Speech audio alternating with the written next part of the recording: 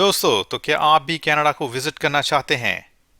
तो मैं यहाँ आपको बताता चलूँ कि कनाडा हमेशा से दुनिया भर से आने वाले सियाहों के लिए एक बहुत ही वेलकमिंग डेस्टिनेशन रहा है। कनाडा को विजिट करने के लिए आपको कनाडा का विजिटर वीज़ा चाहिए। कनाडा ने विजिटर वीज़ा कैटेगरी में मोस्टली लॉन्ग वैलिडिटी के मल्टीपल एंट्री वीज़ास को क्वालिफाइड एप्लीकेंट्स को इशू करने के लिए प्रेफर किया है।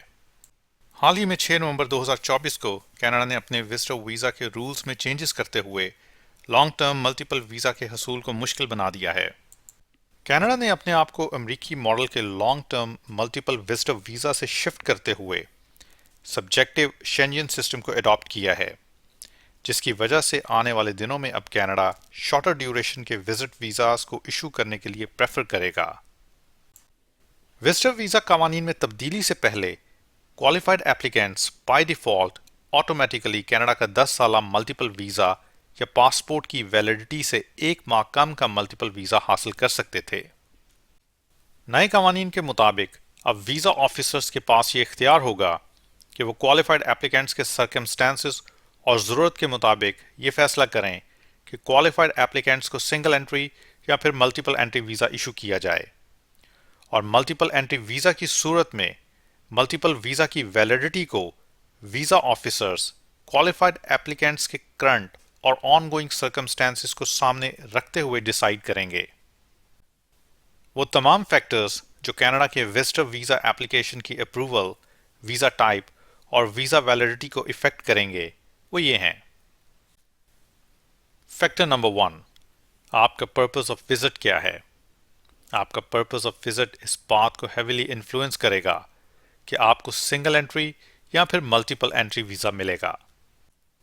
फॉर एग्जाम्पल, अगर आपका पर्पस कनाडा में कोई वन टाइम इवेंट अटेंड करना है, जैसा कि कोई कॉन्फ्रेंस या फिर कोई शॉर्ट टर्म ट्रेनिंग लेना है या फिर टूरिज्म पर्पस है, तो फिर इस बात के बहुत ज़्यादा चांसेस हैं कि आपको सिंगल एंट्री वीज़ा इशू किया जाए।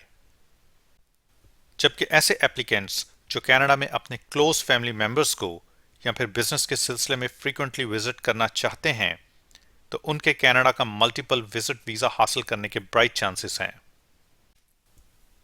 जो फैक्टर दूसरे नंबर पर आता है वो है आपके पास मौजूद अवेलेबल फंड्स और आपकी फाइनेंशियल स्टेबिलिटी। अगर आपके पास stable and ongoing financial resources हैं, तो ऐसी सूरत में भी वीज़ा अप्रूवल के चांसेस ज़्यादा हैं और मुमकिन है कि वीज़ा ऑफिसर आपकी एप्लीकेशन को मल्टीपल वीज़ा के लिए कंसिडर करे। इसी तरह अगर कनाडा से कोई आपको विजिट के लिए स्पॉन्सर कर रहा है, तो कैनेडियन होस्ट के साथ आपका रिलेशन और आपके कैनेडियन होस्ट की फाइनेंशियल स्टेबिलिटी भी आपको कनाडा के मल्टीपल वीज़ा के लिए क्वालिफाई करवाने में की फैक्टर साबित हो सकती है।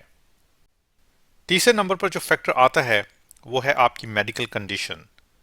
अगर आपकी ऐसी मेडिकल कंडीशन है जो वक्त गुजरने के साथ मज़ीद ख़राब हो सकती है, तो ऐसी सूरत में वीज़ा ऑफिसर सिंगल एंट्री या फिर शॉर्टर ड्यूरेशन का मल्टीपल विजिटर वीज़ा इशू कर सकता है। इन 3 फैक्टर्स के अलावा भी कुछ एडिशनल फैक्टर्स हैं जो वीज़ा ऑफिसर वीज़ा इशू करने से पहले असेस करता है।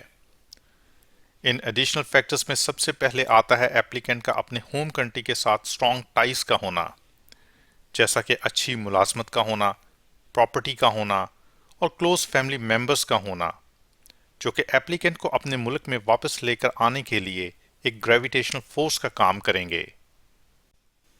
एडिशनल फैक्टर्स में दूसरे नंबर पर आपकी ट्रैवल हिस्ट्री और compliance with past visa terms आती हैं। कनाडा या किसी दूसरे मुल्क की वीज़ा रिफ्यूज़ल हिस्ट्री भी आपकी कैनेडियन वीज़ा एप्लीकेशन को नेगेटिवली इफेक्ट कर सकती है। वीज़ा ऑफिसर अब वीज़ा इशू करते वक्त वीज़ा वैलिडिटी का तयन इस बात को भी सामने रखते हुए करेगा कि एप्लीकेंट के कंट्री ऑफ रेजिडेंस की पॉलिटिकल और इकोनॉमिक कंडीशंस क्या हैं।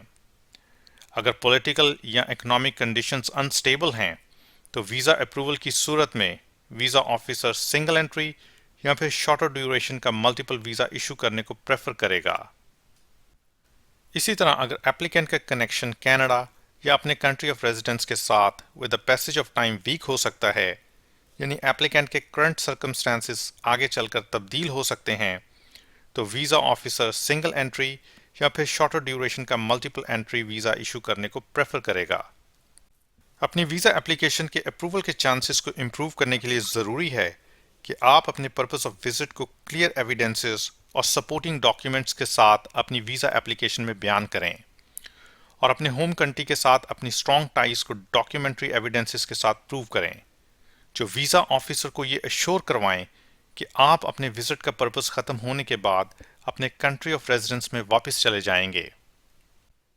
इसी तरह अगर आपका ट्रिप सेल्फ फंडेड है तो आपको प्रूफ ऑफ फंड्स के लिए अपनी फाइनेंशियल स्टेटमेंट सबमिट करना होगी, या फिर आपको अपने कैनेडियन होस्ट की तरफ से फाइनेंशियल सपोर्ट का प्रूफ अपनी एप्लीकेशन के साथ लगाना होगा।